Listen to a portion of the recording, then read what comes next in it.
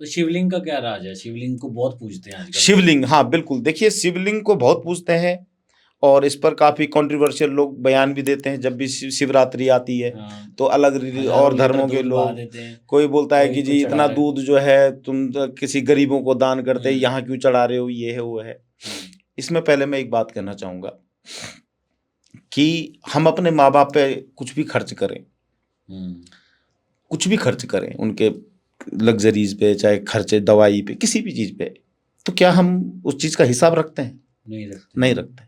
तो शिव तो हमारा माँ बाप है, हुँ, उस पर अगर हम दूध चढ़ा रहे हैं तो क्या हो गया?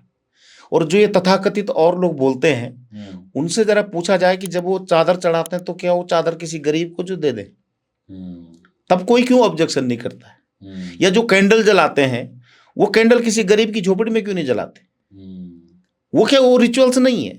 मतलब हमारे ही ये दूध से। क्रियाएँ हैं, कर्म कर्म क्रियाएँ हैं, मतलब ये सर्कुलेशन चला आ रहा हाँ, है बस। पहली बात। दूसरी बात, हुँ, शिवलिंग पे जो ये जल दूध इत्यादि चढ़ाने का जो रूल कारण है, उसका हुँ, कारण क्या है कि जो 12 ज्योतिर्लिंग है, हुँ, 12 ज्योतिर्लिंग जो सारे देश भारत में है, हुँ, उनमें ये जो ज्योतिर्लिंग है इनको माना गया है ऊर्जा का केंद्र। अच्छा, और मेन सेंटर केंद्र है कैलाश।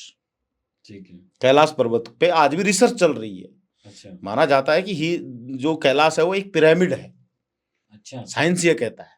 लेकिन हमारा जो सनातन है वो कहता है कि ये पृथ्वी का केंद्र है, केंद्रीय तत्व है। हुँ, और शिव जो ऊर्जा के जो मुख्य मुख्य बिंदु जहां जहां मिले, जैसे कि महाकाल उज्जैन, हुँ, महाकाल का जो मंदिर है उज्जैन में, हुँ, आपको पता होगा कि जो टाइम लाइन है जिससे टाइम डिसाइड होता है वो उज्जैन के महाकाल से ही होके गुजरती है, मध्य रेखा। मध्य रेखा। हुँ, पता है आपको? हाँ जी, हाँ जी।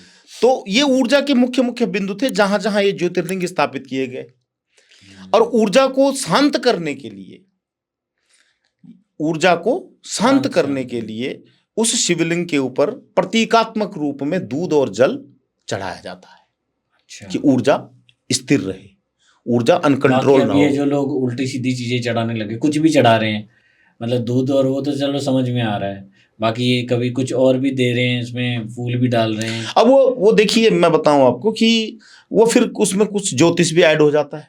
हुँ, अब ज्योतिष में ग्रहों के अनुसार भी शिव की पूजाएं बताई गई है हुँ, कि भाई मंगल खराब है तो शिवलिंग पे मसूर की दाल चढ़ाओ, हुँ, बुध खराब है तो मूंग की दाल चढ़ाओ, शनि खराब है तो उड़द की दाल चढ़ाओ, और हुँ, शत्रुनाश के लिए शिवलिंग पे जो है सरसों का तेल चढ़ाओ। हुँ।